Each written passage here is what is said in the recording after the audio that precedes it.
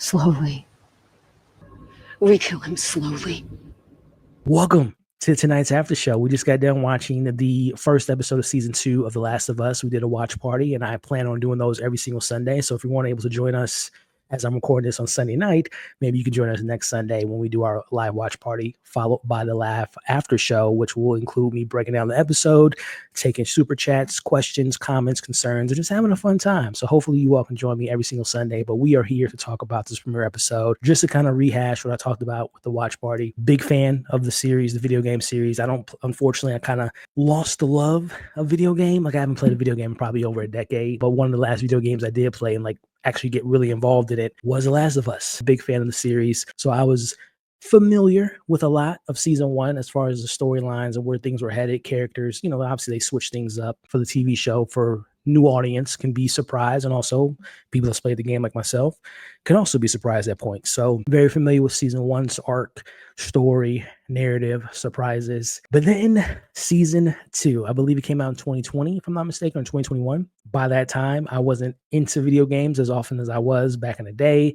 But I am full transparency. I am familiar with certain aspects of part 2, big moments, small character moments, but I don't have the full context. So me watching season 2 was almost essentially a brand new experience for me, besides knowing certain things that happened. So I won't be spoiling anything. Hopefully those that have played part 2 or are aware of certain things of part 2, whether you watch the playthrough or, Wikipedia, the storyline, please don't spoil anything in the comments. If I see a spoiler, I'm going to just automatically take it out. Again, if I'm going to not spoil anything, I hope you all can do the same, just out of respect for myself and for everyone else that's watching at home. Let's keep it fun. Let's keep it a surprise for everyone. So let's get into this breakdown. Full spoilers for this episode. We open this episode with where we last left off in season 1, which is Joel and Ellie and this promise that he told her. Swear to me that everything you said about the Fireflies is true. I swear. He didn't do anything that was going to be detriment to what we remember from season 1, which was, and again, what they did the previously on, which if you guys don't remember, the whole journey of season 1 was she was cargo to take her to the Fireflies to examine her blood, because as it was established in season 1, she's immune to being bitten by the infected.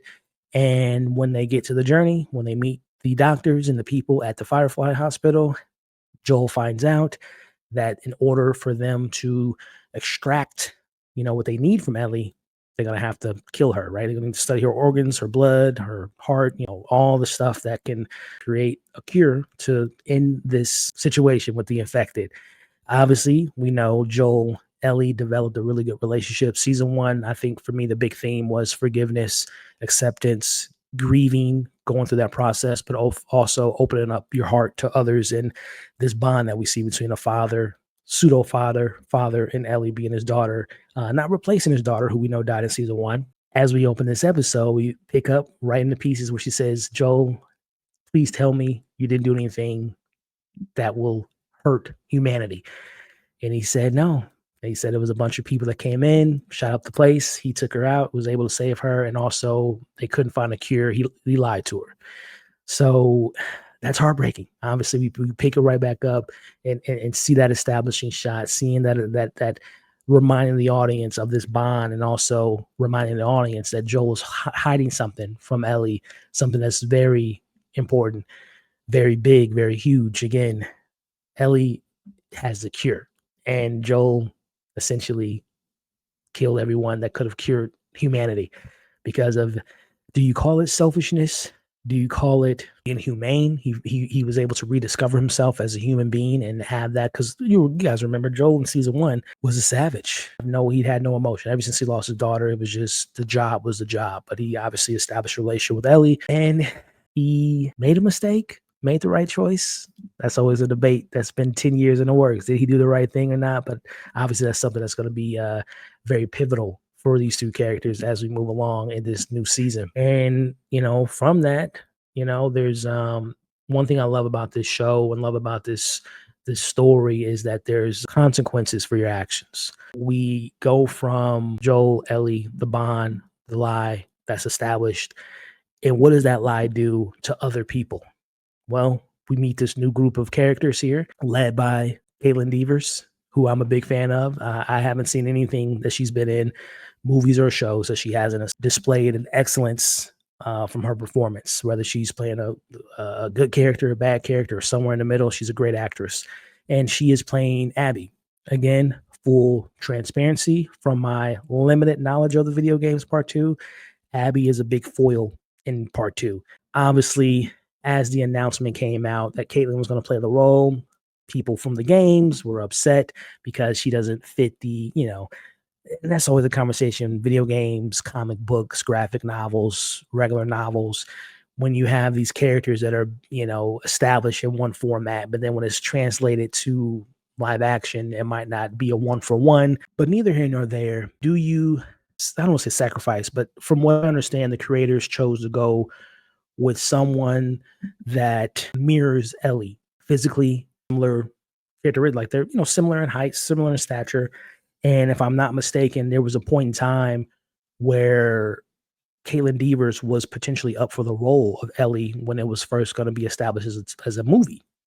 So from what I understand, Neil Druckmann and the creators thought it would be a creative idea to bring her into the world and have her be the polar opposite, be the, the Batman to the Joker type of situation where she is another version of Ellie, right? If Ellie went down another path, this would be Abby. And again, I haven't played the game, so I wasn't like, oh, I was like, Caitlin Dever is a great actress. You pick the best actor for the role, and you don't have to be so tedious about, they have to look exactly like the video game. Because let's be honest, sometimes you might have the look, but you might not have the acting skills. So I'm very excited to see Caitlin Devers in the show, and I'm very excited to learn more about Abby from, again, the limited knowledge that I do know about her.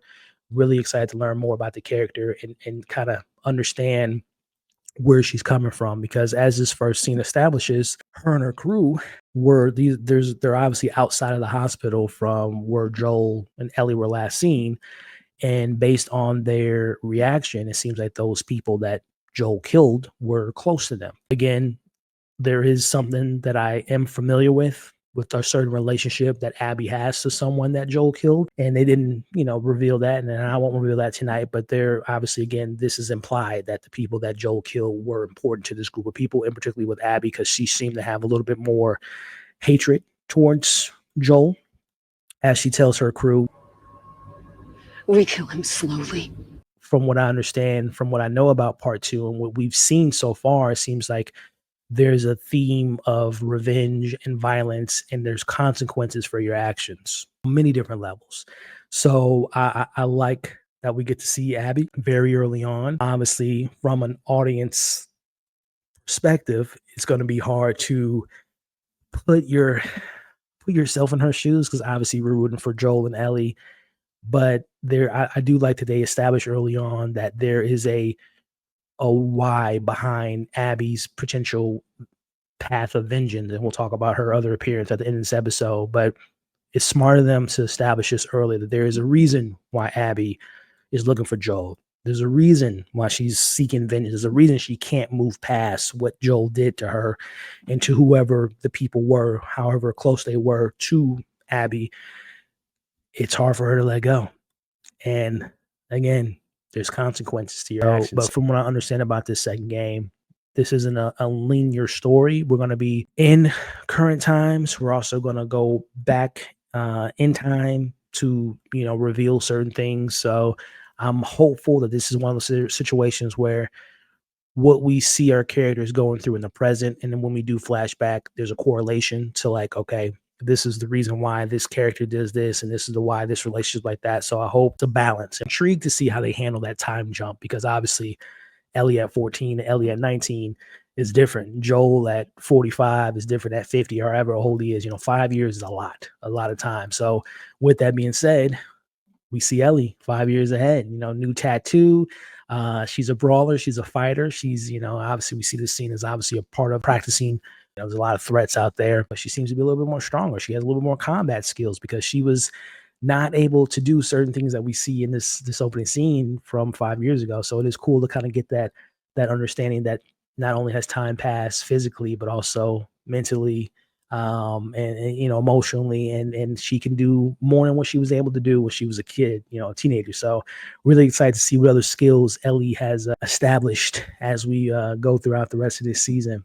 The importance of this scene here is to kind of show us that the world has built out. This world's larger. There's more stakes at hand. There's more people involved. There's relationships that's been developed, and there's more people to look after. And again, it just lets us know where we've been to where we've come and where things are, again, and within these opening scenes. Something that does play a big part in this opening scene that comes back a little bit later is the pipeline that's going to be distributing the water throughout the town. That's going to be really interesting to see how that plays out, and if there's going to be something that can destroy this town and destroy these people of the town due to it spreading across via the water, the food supply, and things of that nature. So and it's only right that we catch up with Papa Joel, man. But with that, like I said, that 5 years comes with knowledge. Dina's nice, man. I like Dina so far. Like I said, Isabel Marcet's a really good actress. I like everything I've seen her in. I like what we got with Dina. And it seems to be a good relationship between Dina and Joel so far, as Joel even says later on that he feels like they have more of a bond than him and Ellie. So, but going back to our Ellie here, her and Tommy on top of the hill, showing, again, she's older, but she's also more capable. She doesn't really need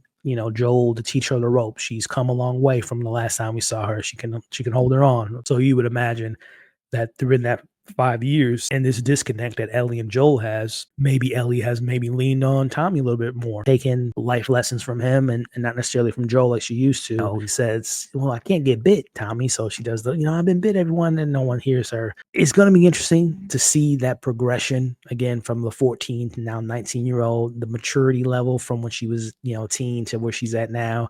This was very kind of immature, if you ask me. Like even though no one was out there, you still can't take that chance, right? If someone hears you and learns about the uniqueness about you and how valuable she is, it's all fun and games if someone gets hurt. So again, I'm sure that the stubbornness of a teenager clashed in with the maturity that we know that she does have at this point, but also this world that they're in, you have to grow up much faster than you would imagine. So hopefully it doesn't become a situation where that lack of maturity and the kind of immature nature doesn't have a lesson that's going to come with that, where something's going to happen, where she's going to have to understand that everything is not a joke. Her not being affected is not something to joke around with or to blurt out loud for her safety, but also people around her. So it's going to be really interesting to see this next level of Ellie and seeing where her level of, again, being a teenager, but also having the responsibility of being an adult in a situation and that she finds herself in. The scene between Joel and we see he's the foreman. He's the guy that he's naturally a leader. As the foreman, he's the one that's engineering and putting together all these homes, making sure that these people that are coming into the town have a place to lay, have a bed to lay in and a roof over their head. But you hear a little bit of that old Joel, that, the more hardened version of Joel when he's telling her, like, yeah, you want me to build things faster, but we can't keep letting all these people in, right? There comes a point where we got to fend for our own. I kind of stand on Joel's side to an extent. Of course, you want to bring in new allies and build your community and rebuild the world essentially at some point. You have to have some type of normalcy, but at the same time, Joel knows that there's evil things that lurk outside of these walls besides the infected. There are terrible human beings that will take what you have. I think this conversation will be pivotal moving forward as far as letting new people in. We know at the end of this episode, there's a group of people who we know to be set up right now as the bad people with Abby and her crew, but will they let them into their home? And what will be the consequences of allowing new incomers into your home where your family lays, right? I think that's something to keep an eye out for, is that kind of that tug and pull of being kind, good Samaritan, welcoming outsiders. Because at one point they were all outsiders that were brought into it. But to what extent does that growth of a community, does it detriment? Is there an issue that can come with that? We'll have to find out. As we see Joel meeting with Gail, it's good to see him having his therapy, having these conversations with Gail. But the thing that's interesting about this, again, going back to season one's thesis or kind of the backbone and foundation and the themes. One of the themes was forgiveness in season 1. And we find out in the scene that Gail and Joel have a history, and that history involves Joel killing her husband, who she says in this scene she celebrated. This is the first year in 41 years that she hasn't been able to celebrate her birthday with her husband Eugene. And the reason she wasn't able to share her birthday with Eugene is because You shot and killed my husband. You killed Eugene. I did a quick little Google search, and from my understanding, Eugene isn't in The Last of Us Part 1. He is a Part 2 character. Now, from what I understand, he's briefly mentioned in the game, but they don't expand upon it. They don't show us what happened to Eugene. I think they said that he, and from what I gather, and you all can look this up just to verify this, he died of natural causes. And I didn't see any mention of a Gale, so I think Catherine O'Hara, and correct me if I'm wrong, I believe she's a new character just established for this series. Yeah. What happened to Eugene, y'all? So this is our first year, so I would imagine it was over a year ago that maybe Eugene was affected. And maybe Gail wasn't ready to eliminate her husband to help him to end his pain to becoming infected. Maybe she wasn't able to pull the trigger. And maybe Joel took that from her. Right? And yes, I know you had no choice. I know that. Because of how you did it.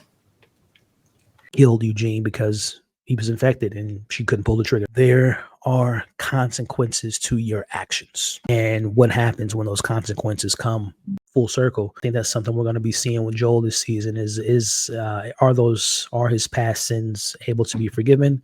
Or again, will they catch up to him?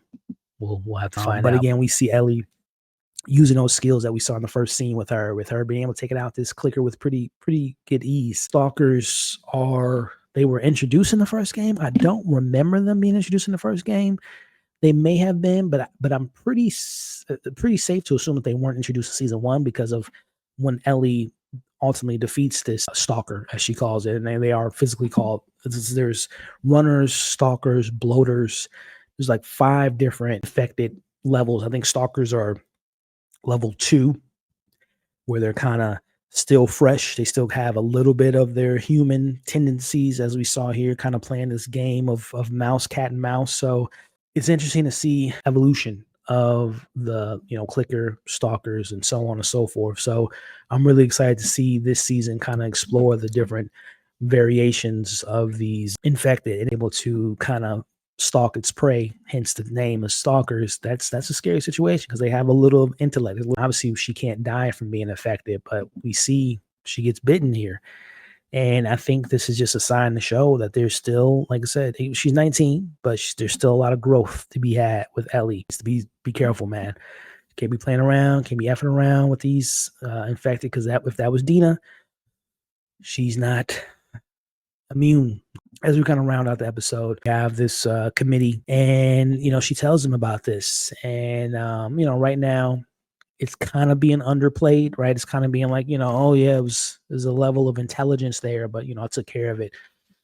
Again, these are the things that you do in episode 1. You not only are reestablishing these characters, reestablishing relationships, reestablishing the world where we are in time, you're expanding the world, but you're also planting seeds to have what we call foreshadowing, right? We saw the conversation between Joel and Dina early in the episode about how do you deal with a circuit box and all that. I think that's going to have some play at some point. I could see Dina being trapped in a room and having to rewire something. The conversation between letting new people in and expanding the community, I imagine that's going to have a callback. So again, it's these little things, and again, the carelessness from both Dina and Ellie probably have a callback. So I like that, right? It's establishing, we're building, we're setting storylines up, we're doing all this stuff to make for hopefully an exciting season. There is a relationship right now that seems to be ruined, or at least has been changed, between Ellie and Joel. So far, episode 1 has established that there is obviously a tension, but the question is this tension, is it established between the thing that I think we've all experienced in our lives with our parents potentially, or older authoritative figures in our lives, mentors, where we get a little bit older, sense of I'm older now, which means you have to, the parent or authoritative figure has to give you a level of respect. So is this tension between them that level of respect that Ellie wants from Joel being a teenager? I don't need your help, as we'll talk about in the next scene coming up here soon. Is that the level of rebellious teenager, antsy, I want to be my own person? Or does she know the truth? Has Joel, I don't know how she would learn the truth besides maybe Tommy. Maybe Tommy told her the truth. I'm leaning towards that she knows. I think that she knows about it. I don't know if he knows that she knows, and she hasn't confronted him about it. She's keeping that secret for herself. She's just separating herself from Joel because it doesn't seem to be, or at least on his part, that he doesn't, at least what he told Gail, even though she knew he was lying. But I am curious to know if Ellie already knows what Joel did. As we wind down, we're at the party, the little get together. It's New Year's Eve. It's 2029. We have Jesse. Is there a love triangle happening here? Because we see Jesse tells, there's a ongoing understanding that Jesse and Dina have broken up, gotten back together, broken up, getting back together. Jesse apparently says, no, this is it. This is the last time that we're going to be together, which to me, I think maybe Dina told Jesse that she has her eyes on someone else, and that someone else is Ellie. When we see them share, I'm assuming this is their first kiss because, again, they were best friends, and now it looks like their relationship's going to go to the next level. So Seth, initially, he's like, hey, this is a family get-together. And it's like, oh, sure. I mean, sure, kids, you don't want to be making out in front of kids. But it's like, but is there something else, Seth, that you don't like about what they're doing? As he says a derogatory term towards them. And, again, we've established that Ellie is a no-nonsense character. She's, ready to throw them hands. We all know that dark side is still in Joel, no matter how many sessions of therapy he's had with Gail. He still has that anger, especially when you mess with someone he loves and he cares about, in this case, his daughter, his pseudo-daughter, and Ellie. Unfortunately, again, Ellie, is she mad at him because she knows the truth? Is she mad at him because she's a teenager? Is she mad at him because she doesn't want him, as she says, get out of my life? I don't want you in my life. And she specifically says, I don't need your help, which to me means, and I could be wrong, but I think she knows what he did, but I don't know if he knows that she knows what he did. Or maybe he does, but I just feel like there is a sense of specifically when she says, I don't need your help. To me, that's a callback to, you should have never stepped in, been overprotective, and stopped those doctors from doing what they need to do in order for me to save the world. I'm on the fence about it. I'm leaning towards that she knows, but I don't think Joel knows. Or again, it could just be a matter of father and daughter they haven't grown apart in the sense of Joel's grown apart from her, but Ellie has grown apart from him just because, she's older. She wants to be her own person. He is overbearing, as we know, as a protector. He even knows that. So it's going to be really interesting to see what happened in those 5 years for her to be so upset with Joel. But, as this show likes to remind us, there are bigger things to worry about, which is the outside world. They talked about the pipeline, establishing the pipeline, moving things faster to establish a community. We see that the main source give them what I'm assuming is their water supply. As they're clearing it out, you can see that the quarter set is growing. The fungi is growing in the weeds, growing in the trees from the outside and into their sanctuary. But, what I like about this kind of two-handed situation is the show reminds you there are monsters, literal monsters, literal infected people on the outside that poses a threat to our main characters. But at the same time, they also remind us that it's not always about the literal monsters. It's always about the human monsters, right? The humans in a lot of these stories, right? Walking Dead, apocalyptic stories, the humans are sometimes, most of the times, more worse than the literal monsters, which is something that they set up in the beginning. We find out that Abby's on a mission to kill Joel for, we're assuming, reasons of the people that he killed in season 1, and one of those people having an impact on her and wants revenge. So yeah, we got to worry about, of course, the infected, but also we have this character, Abby, who seems to be on a vengeance to kill Joel. So how that's going to play out, how that's going to run down, that's what we have to find out for the next 6 weeks, y'all. And I am beyond excited to find out. Again, I am such a fan of this show, but I'm also a fan of the story. I'm really excited for someone like myself that hasn't played the game, but I've heard a lot of people say that part 2 for them is better than part 1. So we're going to find out. Really excited to learn more about these characters, learn more about this fractured relationship between Ellie and Joel, this new relationship between Ellie and Dina, the pain, the lies, the pain that Joel keeps inside.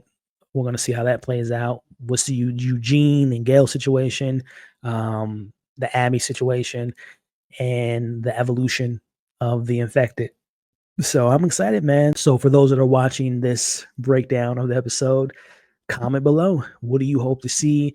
Again, just a friendly reminder, those that are familiar with the storyline, that have either watched it or played it for part 2, please be nice, be reasonable, be respectful. Don't spoil anything in the comments. If you do, I'm going to have to get you out of there. But of course, you can still theorize and have fun if you're familiar with the story, but don't give anything away. Let's have fun. Let's let those like myself and others that haven't played the game experience these big moments that I'm anticipating happening based on the trailers that we saw for the weeks ahead. So like, share, comment, subscribe to the channel, subscribe to the podcast, because I will be formatting this to Spotify and Apple and all the different podcasting platforms out there. And we'll see you next week to talk about episode 2.